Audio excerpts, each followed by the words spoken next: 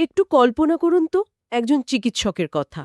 মানে চোখের সামনে হয়তো ভেসে উঠছে সাদা অ্যাপ্রন পরা এমন একজন মানুষের ছবি, যিনি অনেকটা নিখুঁত সুপার কম্পিউটারের মতো। ঠিক। আমাদের সাধারণ ধারণা তো এমনই। রাইট। আমরা সাধারণত ধরে নিই তারা শুধু রোগীর লক্ষণগুলো শুনবেন, মেশিনের মতো মাথার ভেতরে ডেটা প্রসেস করবেন আর একদম জাদুকরীভাবে সঠিক রোগটা ধরে ফেলবেন। একদম। মনে হয় যেন চিকিৎসা বিজ্ঞানে বিষয়টা পুরোই বাইনারি। হ্যাঁ, হয় আপনার হাড় ভেঙেছে, নয়তো ভাঙেনি। এক্স-রে রিপোর্টে সাদা দাগ দেখেই ডাক্তার বলে দেবেন সমস্যা ঠিক কোথায়। কিন্তু বাস্তব চিত্রটা শুনলে উহ, রীতিমতো চমকে যেতে হয়। হ্যাঁ, ডেটা কিন্তু অন্য কথা বলছে। ঠিক তাই। গবেষণার ডেটা বলছে ইমার্জেন্সি বা জরুরি বিভাগ এবং সাধারণ প্র্যাকটিসে প্রায় 10 থেকে 15% ক্ষেত্রে রোগ নির্ণয়ে ভুল, মানে ডায়াগনস্টিক এরর হয়। বাপরে! সংখ্যাটা আসলেই চিন্তায় ফেলে দেওয়ার মতো। তাই না? অর্থাৎ যারা শুনছেন তারা একটু ভেবে দেখুন, প্রতি 10 জন রোগীর মধ্যে অন্তত একজনের ক্ষেত্রে শুরুতে ভুল রোগ নির্ণয়ের ঝুঁকি থাকে। আর এই ভুলগুলোর ধরন যদি আমরা বিশ্লেষণ করি, উম, একটা অদ্ভুত প্যাটার্ন বেরিয়ে আসে। রাইট। আমরা সচরাচর মনে করি চিকিৎসকের জ্ঞানের অভাব বা অবহেলা। বা হয়তো অদক্ষতার কারণে। হ্যাঁ, অদক্ষতার কারণেই হয়তো এই ভুলগুলো হচ্ছে। কিন্তু আজকের এই তথ্য অনুসন্ধানের জন্য যে গবেষণাপত্রটি আমরা বিশ্লেষণ করছি, তা সম্পূর্ণ ভিন্ন একটি দিকের প্রতি আলোকপাত করে। বিষয়টা বেশ ইন্টারেস্টিং। আসলে এই ভুলগুলোর শিকড় ডাক্তারি বইয়ের পাতায় নেই, বরং লুকিয়ে আছে স্বয়ং মানব মস্তিষ্কের চিন্তার ধরন, মনস্তাত্ত্বিক পক্ষপাত বা কগনিটিভ বায়াস, রাইট। আর পরিসংখ্যানগত সম্ভাবনাগুলো প্রসেস করার ক্ষেত্রে আমাদের জন্মগত সীমাবদ্ধতার মধ্যে। আর ঠিক সেই কারণেই আজকের এই গভীর আলোচনায় আমাদের মিশন হল মানব মস্তিষ্কের সেই গোলকধাঁধায় প্রবেশ করা। আমরা একদম গভীরে গিয়ে বোঝার চেষ্টা করব চিকিৎসকরা আসলে কিভাবে চিন্তা করেন, একদম। ঠিক কোন জায়গাগুলোতে আমাদের মস্তিষ্ক আমাদের ধোঁকা দেয়, আর সবচেয়ে গুরুত্বপূর্ণ, কিভাবে এই ভুলগুলো কমানো সম্ভব। হ্যাঁ, সমাধানটাও তো জানা দরকার। তো শুরুতেই সোর্স মেটেরিয়াল থেকে যে ব্যাপারটা আমাকে সবচেয়ে বেশি অবাক করেছে তা হলো রোগ নির্ণয়ের মূল ভিত্তি। হুম। আজকের দিনে তো আমাদের হাতে এমআরআই, সিটি স্ক্যান, জিন সিকোয়েন্সিংয়ের মতো এত অত্যাধুনিক সব প্রযুক্তি রয়েছে, কিন্তু গবেষণা বলছে 70 থেকে 90% ক্ষেত্রে রোগ নির্ণয় করা হয় কেবল রোগীর ইতিহাস বা হিস্ট্রি শুনে। হ্যাঁ, ব্যাপারটা কিন্তু সত্যি অবাক করার মতো। মানে কোনো যন্ত্রপাতির কাছে যাওয়ার আগেই শুধু রোগীর সাথে কথা বলে ডাক্তাররা প্রায় নিশ্চিত হয়ে যান সমস্যাটা কোথায়। একদম ঠিক। বিষয়টা অনেকটা অপরাধী ধরার ক্ষেত্রে গোয়েন্দাদের মতো। হুম। অনেক সময় ফরেন্সিক ল্যাবের ডিএনএ রিপোর্টের চেয়েও ঘটনাস্থলে সাক্ষীদের সাথে কথা বলে মোটিভ বের করা। রাইট, তাদের মোটিভ বা উদ্দেশ্য বিশ্লেষণ করেই বড় বড় রহস্যের সমাধান পাওয়া যায়। এই গোয়েন্দা উপমাটা যদি আরেকটু গভীরে গিয়ে দেখি, তাহলে বুঝতে পারব চিকিৎসা বিজ্ঞানে এই পুরো প্রক্রিয়াটাকে বলা হয় ক্লিনিক্যাল রিজনিং। আচ্ছা, মানে চিকিৎসা সংক্রান্ত যুক্তিবিন্যাস। হ্যাঁ, ল্যাবের টেস্ট আপনাকে কেবল কিছু বিচ্ছিন্ন ডেটা বা সংখ্যা দেবে, হুম। কিন্তু সেই ডেটার পেছনের গল্পটা, অর্থাৎ লক্ষণগুলো কখন শুরু হলো, কিভাবে বাড়ল, সেগুলো কেবল রোগীই বলতে পারবেন। রাইট। তবে এখানেই গোয়েন্দাগিরির সবচেয়ে বড় চ্যালেঞ্জটা লুকিয়ে আছে। সোর্স মেটেরিয়ালে একে বলা হয়েছে আনপ্যাক করা বা আনপ্যাকিং প্রিন্সিপাল। আনপ্যাকিং প্রিন্সিপাল মানে বিষয়টা ঠিক কী রকম? ধরুন, একজন রোগী এসে বললেন, আমার মাথা ঘুরছে। আচ্ছা। এখন এই মাথা ঘোরা কথাটার ভেতরে অনেকগুলো স্তর আছে। ঘরবাড়ি বনবন করে ঘুরছে, নাকি শরীর দুর্বল লাগছে, বা বসা থেকে উঠলে চোখের সামনে অন্ধকার দেখছেন, এরকম কিছু হতে পারে। একদম। চিকিৎসকদের প্রতিদিন হাজার হাজার শব্দের পাহাড় থেকে এই সঠিক আর প্রাসঙ্গিক তথ্যটি বের করে আনতে হয়। ওহ আচ্ছা। যদি রোগীর কথায় লুকিয়ে থাকা কোনো জরুরি ক্লু চোখ এড়িয়ে যায় বা ভুলভাবে আনপ্যাক করা হয়, তবে সেখানেই ভুল পথের প্রথম দরজাটি খুলে যায়। ওকে, চলুন পুরো বিষয়টা একটু ধাপে ধাপে ভেঙে দেখা যাক। শিওর। আপনি বলছেন রোগীর কথা শুনেই যদি 70 থেকে 90% রোগ নির্ণয় হয়ে যায়, তাহলে এই যে 10 থেকে 15% ভুলের কথা আমরা শুরুতে শুনলাম, সেটা কোথা থেকে আসছে? হ্যাঁ, একটা ভ্যালিড প্রশ্ন। মানে যদি হিস্ট্রি নেমাই মূল চাবিকাঠি হয় আর চিকিৎসকরা তাতে এত দক্ষ হন, তবে কি টেস্টের রেজাল্টে কোনো ঘাপলা আছে? হ্যাঁ, অনেকেই এটা ভাবে। নাকি চিকিৎসকরা ওই অত্যাধুনিক মেশিনের রিপোর্টগুলো ঠিকমতো বিশ্লেষণ করতে পারছেন না? এই জায়গাটিতেই আমাদের একটা প্রচলিত ভ্রান্তি ভেঙে দেওয়া প্রয়োজন। পৃথিবীতে কোনো ডায়াগনস্টিক টেস্টই 100% নিখুঁত নয়। তাই নাকি? হ্যাঁ, প্রতিটি টেস্টের ক্ষেত্রে সেন্সিটিভিটি এবং স্পেসিফিসিটি এর মধ্যে একটা গাণিতিক আপোষ বা ট্রেড অফ থাকে। আচ্ছা, সেনসিটিভিটি আর স্পেসিফিসিটি এই দুটো একটু বুঝিয়ে বলবেন। ধরুন একটি অত্যন্ত সেন্সিটিভ টেস্ট ডিজাইন করা হয় এমনভাবে যাতে কোনোভাবেই আসল রোগটি চোখ এড়িয়ে না যায়।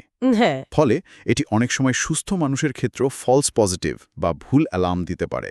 ওহ, মানে রোগ নেই কিন্তু টেস্ট বলছে রোগ আছে। একদম তাই। আবার অন্যদিকে স্পেসিফিক টেস্ট হয়তো সুস্থ মানুষকে একদম সঠিকভাবে আলাদা করতে পারবে।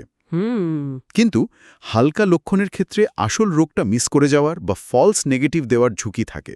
আর ঠিক এখানেই বিষয়টা সবচেয়ে চমকপ্রদ হয়ে ওঠে। যারা শুনছেন তাদের জন্য সোর্স মেটেরিয়াল থেকে হার্ভার্ড বিশ্ববিদ্যালয়ের চিকিৎসকদের নিয়ে করা একটি বিখ্যাত সমীক্ষার উদাহরণ তুলে ধরছি। হ্যাঁ, হার্ভার্ড প্রবলেম দারুণ একটা উদাহরণ। রাইট। সমস্যাটা ছিল এরকম, ধরুন এমন একটি রোগ আছে যার প্রাদুর্ভাব বা প্রিভেলেন্স হল 1000 জনে মাত্র একজন। হ্যাঁ, বেশ রেয়ার একটা রোগ বলা যায়। হ্যাঁ, এখন এই রোগের জন্য এমন একটি টেস্ট করা হলো যার ফলস পজিটিভ রেট 5%। আচ্ছা। অর্থাৎ টেস্টটি 5% ক্ষেত্রে সম্পূর্ণ সুস্থ মানুষকেও ভুল করে অসুস্থ বলে রিপোর্ট দেয়। রাইট। এখন প্রশ্ন হল, যদি দৈব চয়নে কোনো একজন ব্যক্তির টেস্টের ফলাফল পজিটিভ আসে, তবে তার সত্যিই ওই রোগটি থাকার গাণিতিক সম্ভাবনা আসলে কতটুকু? হার্ভার্ডের মতো জায়গার চিকিৎসকদের কাছে যখন এই প্রশ্নটি রাখা হলো, তখন সমীক্ষায় অংশ নেওয়া প্রায় অর্ধেক চিকিৎসকই উত্তর দিয়েছিলেন যে রোগ থাকার সম্ভাবনা 95%। 95%? বাপরে! হ্যাঁ, কারণ তাদের মস্তিষ্ক সোজা হিসাব করেছে যেহেতু টেস্টের ভুল করার হার 5%, তাই টেস্ট পজিটিভ মানে 95% ক্ষেত্রেই রোগটি আছে। কিন্তু আপনি যদি পরিসংখ্যানের সূত্র ধরে আগান, তাহলে দেখবেন সঠিক উত্তরটি এর ধারে কাছেও নেই। একদমই না। আমি একটু হিসাবটা মিলিয়ে দেখার চেষ্টা করি, যারা শুনছেন তারাও একটু কল্পনা করতে পারেন। হ্যাঁ, ধাপে ধাপে আগানো যাক। ধরুন একটা মাঠে 1000 জন মানুষ দাঁড়িয়ে আছেন। প্রাদুর্ভাব অনুযায়ী এই 1000 জনের মধ্যে সত্যিই অসুস্থ কেবল একজন। রাইট। একদম। তাহলে বাকি 999 জন সম্পূর্ণ সুস্থ। ঠিক। পজিটিভ আসবে। হ্যাঁ, অঙ্কটা তাই বলছে। আর ওই যে একজন সত্যিকারের অসুস্থ ব্যক্তি ছিলেন, তার রেজাল্টও তো পজিটিভ আসবে। রাইট। তাহলে ওই মাঠে এখন পজিটিভ রেজাল্টের কাগজ হাতে দাঁড়িয়ে আছেন মোট 51 জন। কিন্তু এই 51 জনের মধ্যে সত্যিকারের অসুস্থ মানুষ কেবল ওই একজন। একদম। তাই পজিটিভ রেজাল্ট আসার পর সত্যিকারের রোগ থাকার সম্ভাবনা দাঁড়ায় 51 জনের মধ্যে একজন, মানে শতকরা হিসেবে মাত্র 2% কাছাকাছি। ভাবা যায় 95% আর কোথায় 2%। হ্যাঁ, আকাশ পাতাল তফাৎ। এখানে সবচেয়ে আকর্ষণীয় বিষয়টা হলো মানব মন আসলে সংখ্যা পরিসংখ্যানগত ডেটা বা সম্ভাব্যতার অঙ্ক এভাবে প্রসেস করার জন্য তৈরি হয়নি। রাইট। উচ্চশিক্ষিত ডাক্তাররা এই সহজ অঙ্কটিতে ভুল করেছেন কারণ তারা রোগের প্রাদুর্ভাব বা প্রি-টেস্ট প্রবাবিলিটিকে হিসাবে ধরেননি। Pre-test probability, right? আমরা যখনই কোনো টেস্টের পজিটিভ রেজাল্ট দেখি, আমাদের মস্তিষ্ক স্বয়ংক্রিয়ভাবে একটি নিখুঁত হ্যাঁ বা না উত্তরের খোঁজ করে। কিন্তু সোর্স আমাদের স্পষ্টভাবে মনে করিয়ে দিচ্ছে যে ডায়াগনস্টিক টেস্ট কখনো চূড়ান্ত রায় দেয় না।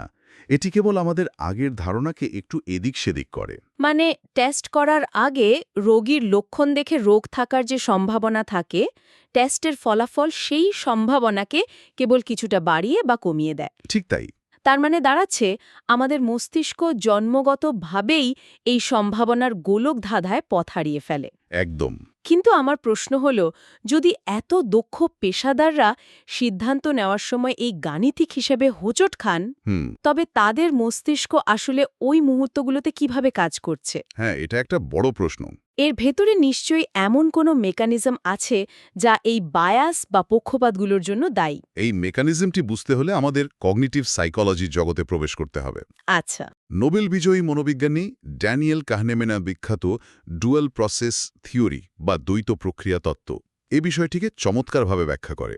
Dual process theory? সোর্স অনুযায়ী আমাদের মস্তিষ্কে চিন্তা করার বা সিদ্ধান্ত নেওয়ার দুটি সম্পূর্ণ আলাদা অপারেটিং সিস্টেম রয়েছে, টাইপ 1 এবং টাইপ 2। ওকে। টাইপ 1 হলো অত্যন্ত দ্রুত, স্বজ্ঞাত, অটোমেটিক এবং সাবকনশিয়াস বা অবচেতন। এটি কোনো রকম মানসিক পরিশ্রম ছাড়াই চোখের পলকে প্যাটার্ন চিনে কাজ করে। আর টাইপ 2? অন্যদিকে টাইপ 2 হল ধীর, বিশ্লেষণাত্মক, সচেতন এবং এটি চালাতে মস্তিষ্কের প্রচুর ক্যালোরি বা এনার্জি খরচ হয়। এই তত্ত্বটা সোর্সে দেয়া সেই বিখ্যাত ব্যাট এবং বল ধাঁধাটি দিয়ে দারুণভাবে প্রমাণ করা যায়। হ্যাঁ, bats and ball problem classic একটা উদাহরণ। যারা শুনছেন তারাও মনে মনে হিসাবটা করে দেখতে পারেন।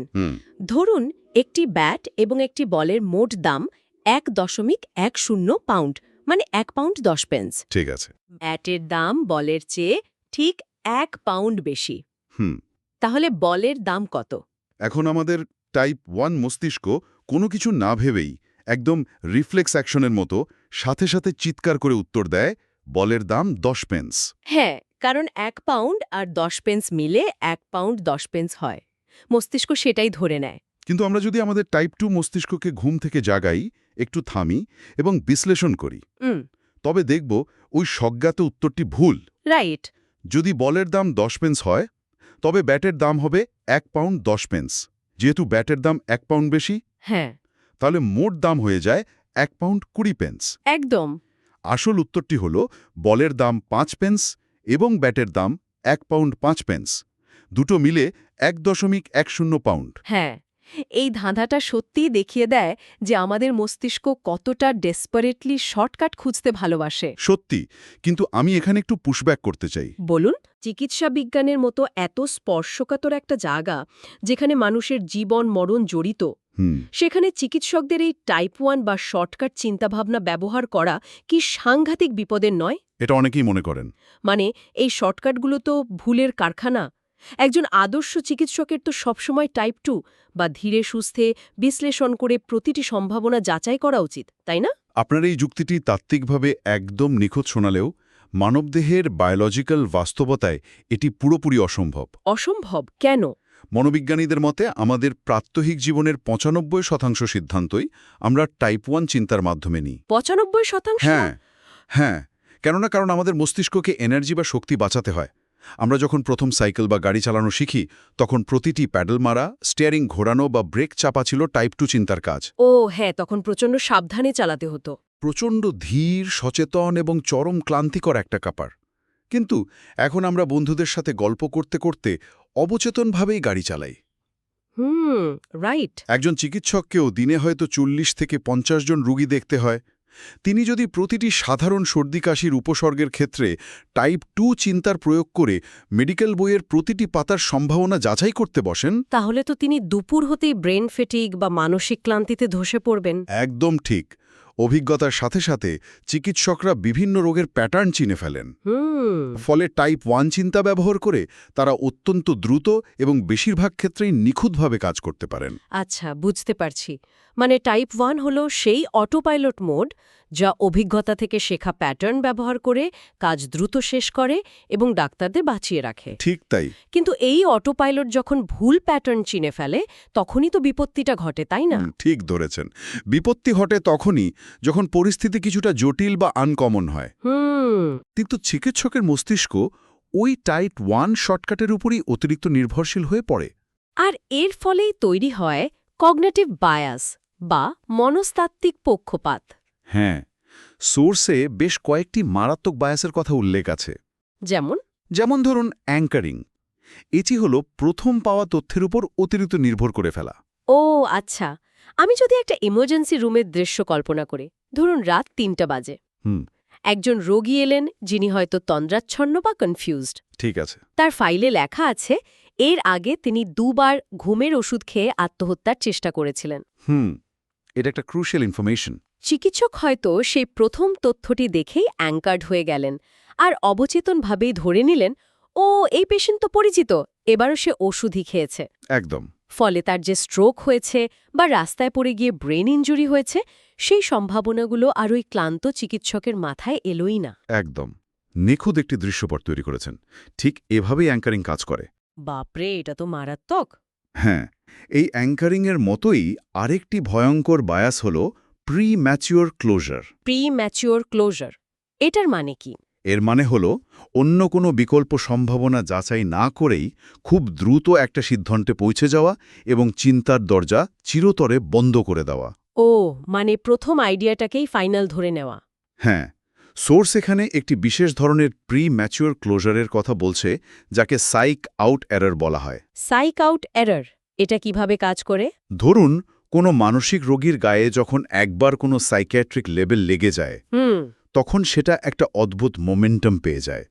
এরপর ওই রোগী যখনই পেটে ব্যথা বা বুকে ব্যথা নিয়ে আসেন, আচ্ছা। তখন অনেক চিকিৎসকই অবচেতনভাবে তার শারীরিক উপসর্গগুলোকে মানসিক উদ্বেগের ফল বা প্যানিক অ্যাটাক বলে উড়িয়ে দেন। বুঝতে পেরেছি, আসল শারীরিক রোগটি ঢাকা পড়ে যায় ওই মানসিক লেবেলের নিচে। একদম। এছাড়াও সোর্সে ভিসেরাল বায়াসের কথা বলা হয়েছে, যেখানে রোগীর প্রতি চিকিৎসকের ব্যক্তিগত ইতিবাচক বা নেতিবাচক অনুভূতি তার সিদ্ধান্তকে প্রভাবিত করে। এটাও বেশ কমন। কিন্তু এই বায়াসগুলো তো শূন্য থেকে তৈরি হয় না, এর পেছনে নিশ্চয়ই পারিপার্শ্বিক অবস্থারও বড় ভূমিকা থাকে। অবশ্যই। আর এখানেই চলে আসে হিউম্যান ফ্যাক্টরস বা মানবিক প্রভাবকগুলোর কথা। মানব মস্তিষ্ক এমনিতেই বায়াসের শিকার হতে পারে, কিন্তু পরিবেশগত কিছু কারণ এই ঝুঁকিকে বহুগুণ বাড়িয়ে দেয়। একটু আগে আমি যে রাত ৩টের এমার্জেন্সি রুমের কথা বলছিলাম, হ্যাঁ, ঠিক ওই রকম পরিবেশ। সেখানকার অতিরিক্ত কাজের চাপ, চিকিৎসকের নিজের ঘুমের অভাব, টানা ডিউটির ক্লান্তি, কোলাহল বা বারবার নার্সদের বাধা আসা। হ্যাঁ, এই বাহ্যিক এবং অভ্যন্তরীণ স্ট্রেসগুলো মানুষের মস্তিষ্ককে বাধ্য করে টাইপ 2 থেকে টাইপ 1-এ ফিরে যেতে। কারণ জটিল বিশ্লেষণ করার মতো গ্লুকোজ বা এনার্জি তখন আর মস্তিষ্কে অবশিষ্ট থাকে না। একদম ঠিক। তার মানে একজন চিকিৎসক যখন টানা ডিউটি করার পর প্রচণ্ড ক্লান্ত অবস্থায় থাকেন, তখন তিনি ইচ্ছে করে ভুল করেন না। না, একেবারেই না। তার মস্তিষ্কই আসলে সার্ভাইভাল মোডে চলে যায় এবং এনার্জি বাঁচানোর জন্য স্বয়ংক্রিয়ভাবে শর্টকাট খুঁজতে থাকে। ঠিক তাই। আর ঠিক সেই দুর্বল মুহূর্তগুলোতেই বায়াসগুলো সবচেয়ে বেশি আক্রমণ করে। একদম। কিন্তু প্রশ্ন হলো, এর সমাধান কি? আমরা তো আর ডাক্তারদের বলতে পারি না যে আপনারা ঘুমিয়ে নিন বা ইমার্জেন্সি রুম একদম শান্ত রাখুন। হ্যাঁ, সেটা তো প্র্যাকটিক্যাল না। এখানেই আমাদের সিস্টেম লেভেলের চিন্তাভাবনা করতে হবে। আচ্ছা। আমরা যদি এই মানবিক দুর্বলতাগুলোকে স্বীকার করে নিই, তবে আমাদের এমন কিছু পদ্ধতি বা সেফটি নেট তৈরি করতে হবে যা এই বায়াসগুলোকে আটকে দেবে। সোর্স মেটেরিয়ালে এই ভুল কমানোর জন্য বেশ কিছু দারুণ কৌশলের কথা বলা হয়েছে, যাকে কগনিটিভ ডি-বায়াসিং স্ট্র্যাটেজি বলা হয়। কগনিটিভ ডি-বায়াসিং স্ট্র্যাটেজি শুনতে বেশ ভারী লাগছে। এর মূল লক্ষ্যই হল টাইপ 1 চিন্তার হাইওয়েতে স্পিড ব্রেকার বা গতিরোধক বসানো। ও, যাতে মস্তিষ্ক বাধ্য হয়ে টাইপ 2 চিন্তায় প্রবেশ করে। একদম ঠিক। এই গতিরোধকগুলোর একটি নাম সোর্সে দেয়া আছে, রজ বা rule out worst case scenario. এটা দারুণ একটা পদ্ধতি। হ্যাঁ, এই কৌশলটা আমার কাছে দারুণ লেগেছে।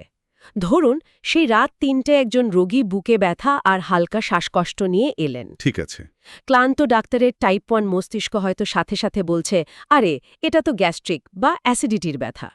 খুব কমন একটা চিন্তা। কিন্তু রস পদ্ধতি ডাক্তারকে একটা মানসিক ব্রেক কষতে বাধ্য করে। রাইট। ডাক্তারকে জোর করে ভাবতে হয় সবচেয়ে খারাপ কি হতে পারে। হ্যাঁ। হয়তো এটা পালমোনারি এম্বোলিজম বা ফুসফুসের রক্ত জমাট বাঁধার মতো কোনো প্রাণঘাতী সমস্যা। একদম। যতক্ষণ না প্রমাণ হচ্ছে যে এটা পালমোনারি এম্বোলিজম নয়, ততক্ষণ ডাক্তার গ্যাস্ট্রিকের ওষুধ দিয়ে রোগীকে ছেড়ে দিতে পারেন না। এই কৌশলটি সত্যি জীবন রক্ষাকারী। এর পাশাপাশি সোর্স অত্যন্ত জোর দিয়েছে চেকলিস্ট এবং ক্লিনিক্যাল প্রেডিকশন রুল ব্যবহারের ওপর। চেকলিস্ট মানে প্লেনের পাইলটরা যেমন ব্যবহার করেন? অনেকটা সেরকমই। মানুষের স্মৃতিশক্তি অত্যন্ত প্রতারণাপূর্ণ, বিশেষ করে ক্লান্তির সময়।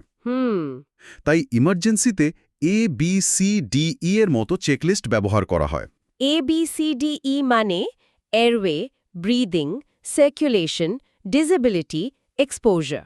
হ্যাঁ, এটি নিশ্চিত করে যে চিকিৎসক যতই তাড়াহুড়োয় থাকুন না কেন, রোগীর মূল বিষয়গুলো যেন পরীক্ষা করতে বাদ না পড়ে। দারুণ। একইভাবে পালমোনারি অ্যাম্বুলিজমের সম্ভাবনা মাপার জন্য ওয়েল স্কোর বা নিউমোনিয়ার তীব্রতা মাপার জন্য কার্ব 65-এর মতো নিয়মগুলো ব্যবহার করা হয়। আচ্ছা, এগুলো কি কাজ করে? এগুলো চিকিৎসকের ওই মুহূর্তে স্বজ্ঞাত অনুমানের উপর নির্ভরতা কমিয়ে একটি গাণিতিক, পয়েন্ট ভিত্তিক এবং নৈর্ব্যক্তিক সিদ্ধান্ত নিতে সাহায্য করে। তার মানে এই চেকলিস্ট আর স্কোরগুলো আসলে মস্তিষ্কের ওই ক্লান্ত টাইপ 1 সিস্টেমকে পাশ কাটিয়ে একটা কাঠামোগত সিদ্ধান্ত নিতে বাধ্য করে। ঠিক তাই। কিন্তু সোর্সে আরেকটি চমৎকার মেথডের কথা বলা হয়েছে, যা চিকিৎসকের নিজের মস্তিষ্কের ভেতরে নয় বরং টিমের মধ্যে যোগাযোগের ক্ষেত্রে কাজ করে। হ্যাঁ, SBAR মেথড।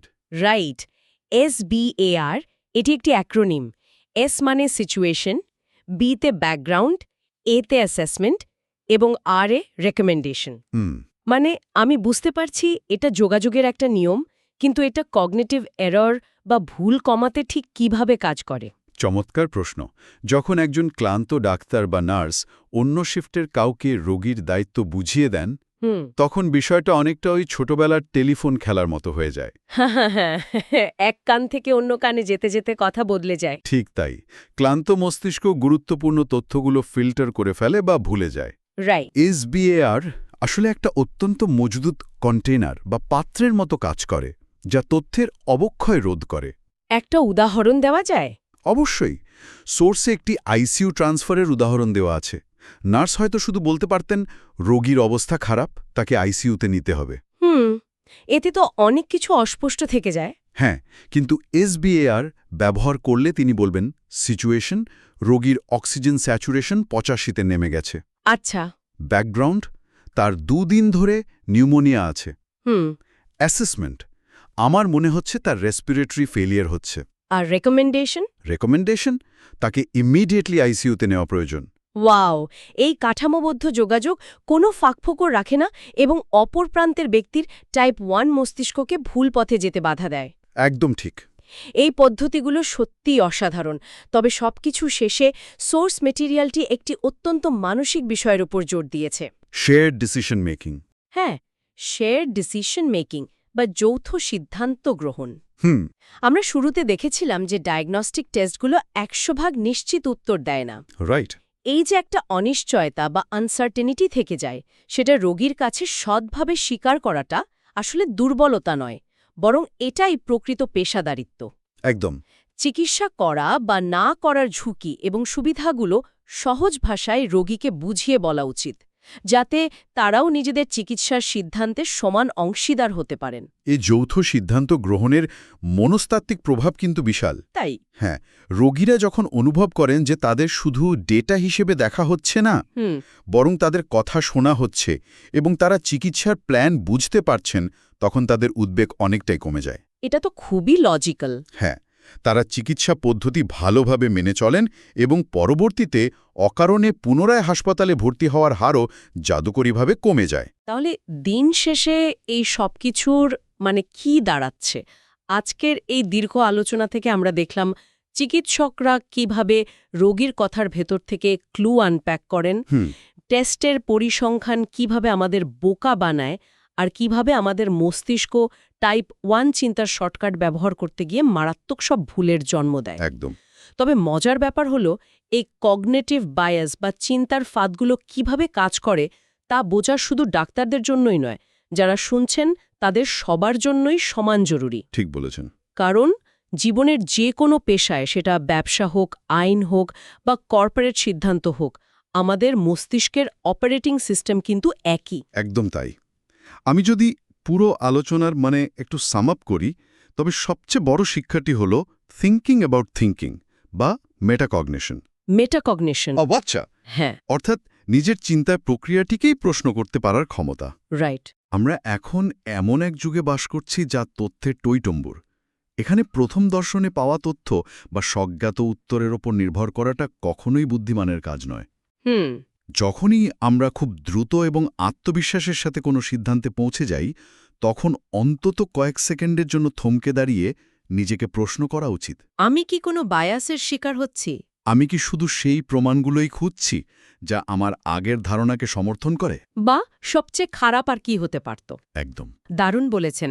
আমরা একদম শেষ পর্যায়ে চলে এসেছি, তবে বিদায় নেওয়ার আগে যারা শুনছেন তাদের জন্য একটা ভাবনার খোরাক রেখে যেতে চাই। ভালো হয়। আমরা দেখলাম আমাদের মস্তিষ্ক টিকে থাকার তাগিদেই শক্তি সঞ্চয় করতে টাইপ 1 বা এই শর্টকাট চিন্তার আশ্রয় নেয়। রাইট। এটি মানব বিবর্তনেরই একটি অপরিহার্য এবং সফল কৌশল। কিন্তু আধুনিক জীবনের পরিবেশ, হোক তা কোনো হাসপাতালে স্ট্রেসফুল এমার্জেন্সি রুম বা ডেডলাইনের চাপে থাকা আপনার অফিসের ডেস্ক, আগের গুহা মানবদের যুগের চেয়ে অনেক বেশি জটিল এবং তথ্যবহুল। ঠিক। তাহলে প্রশ্ন হল, আমরা যতই চেকলিস্ট, গাইডলাইন বা নতুন নতুন নিয়ম বানাই না কেন, এই যে মানবিক ভুল বা হিউম্যান এরর, এটি কি আসলে আমাদের বিবর্তনের এমন একটি ট্যাক্স যা আমাদের আজীবন শোধ করে যেতেই হবে? বাবারে, এটা তো দারুণ একটা প্রশ্ন।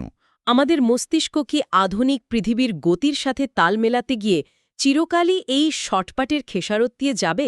সত্যি, এটি আগামী দিনের জন্য অত্যন্ত গভীর এবং প্রাসঙ্গিক একটি চিন্তার বিষয়। আজ এ পর্যন্তই। এতক্ষণ আমাদের সাথে থেকে মানব মস্তিষ্কের এই গোলকধাঁধায় পথ চলার জন্য সবাইকে অসংখ্য ধন্যবাদ। আবার কথা হবে নতুন কোনো বিষয় নিয়ে, নতুন কোনো গভীর আলোচনায়। ভালো থাকবেন।